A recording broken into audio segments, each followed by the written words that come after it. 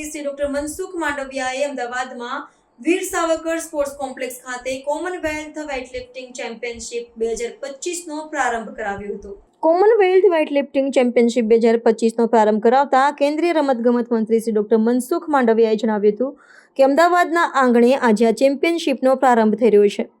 આ આયોજનો દેશના ઉભરતા એથ્લેટિક્સની પ્રેરણાનું કેન્દ્ર બનવા સાથે એથ્લેટિક્સને પ્રોત્સાહન પૂરું પાડશે। વડાપ્રધાન શ્રી નરેન્દ્રભાઈ મોદીના નેતૃત્વમાં આજે દેશમાં સ્પોર્ટ્સ ઇકોસિસ્ટમ નિર્માણ પામી રહી છે। શ્રી માંડવિયાએ જણાવ્યું હતું કે દેશમાં પ્રાચીન સમયથી જ રમતગમત ક્ષેત્ર સમાજનો આગવો હિસ્સો રહ્યું છે અને સતત વિકસી રહ્યું છે। દેશના વડાપ્રધાન બન્યા બાદ શ્રી નરેન્દ્રભાઈ મોદીએ ખેલો ઇન્ડિયા અને ફિટ ઇન્ડિયાનો નારો આપ્યો। દેશના એથ્લેટિક્સને આંતરરાષ્ટ્રીય સ્તરની રમતો માટે તૈયાર કરવા અને દેશના સુઆયોજિત સ્પોર્ટ્સ કલ્ચર ડેવલપ કરવા તેમણે ઘણા મહત્વના રિફોર્મ્સ કર્યા।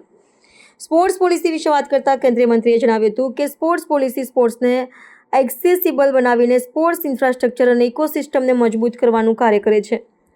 વડાપ્રધાનશ્રીના માર્ગદર્શનમાં સ્પોર્ટ્સ પોલિસીમાં ગુડ ગવર્નન્સ પણ લાગુ કરાયું છે। સ્પોર્ટ્સ ગવર્નન્સ એથ્લેટિક્સ સેન્ટ્રેટિક બનાવવા સાથે મહિલાઓને ફેડરેશનમાં પ્રતિનિધિત્વ મળે અને સ્પોર્ટ્સ ઇકોસિસ્ટમમાં આવવાનો મોકો મળે એ સ્પોર્ટ્સ ગવર્નન્સ સુનિશ્ચિત કરે છે। આ ઉપરાંત સ્પોર્ટ્સ પોલિસીમાં ગુડ ગવર્નન્સ થકી દિવ્યાંગોને પણ સ્પોર્ટ્સમાં સરખું પ્રતિનિધિત્વ મળે એ દિશામાં કામગીરી કરવામાં આવે છે એમ તેમણે ઉમેર્યું હતું। કોમનવેલ્થ વેઇટ લિફ્ટિંગ ચેમ્પિયનશિપ 2025નો આજે અમદાવાદ ખાતે શુભારંભ થઈ ચૂક્યું છે।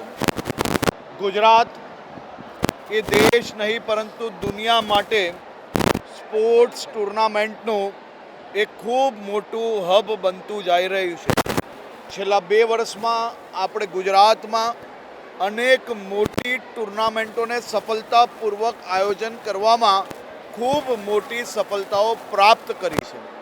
આજે આપણા સૌ માટે ગૌરવની વાત છે કે ખૂબ મોટી સંખ્યામાં વિદેશના અનેક દેશોથી લોકો આ ટુર્નામેન્ટમાં ભાગ લેવા માટે અમદાવાદ ખાતે પધારેલા છે। ત્યારે વેઇટ લિફ્ટિંગ ફેડરેશનના દુનિયાના જે પ્રમુખ છે એમના દ્વારા આ ટુર્નામેન્ટને આજ સુધીની સર્વશ્રેષ્ઠ આયોજન જોડેની ટુર્નામેન્ટ તરીકે કહેવામાં આવ્યું છે અને અમદાવાદ શહેરને one of the best host તરીકે તે લોકો મનાવી રહ્યા છે, માની રહ્યા છે અને ખૂબ ઉત્સાહપૂર્વક આ ટુર્નામેન્ટની શરૂઆત થઈ છે।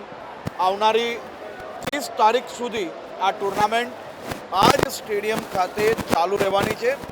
સૌ લોકો પોતપોતાના પરિવારજનો જોડે જરૂરથી આ ટુર્નામેન્ટ નિહાળવા આવવું જોઈએ। પ્રાર્થના સંદેશ ન્યૂઝની તમામ લેટેસ્ટ અપડેટ્સ માટે ચેનલને હમણાં જ લાઈક, શેર અને સબસ્ક્રાઇબ કરો।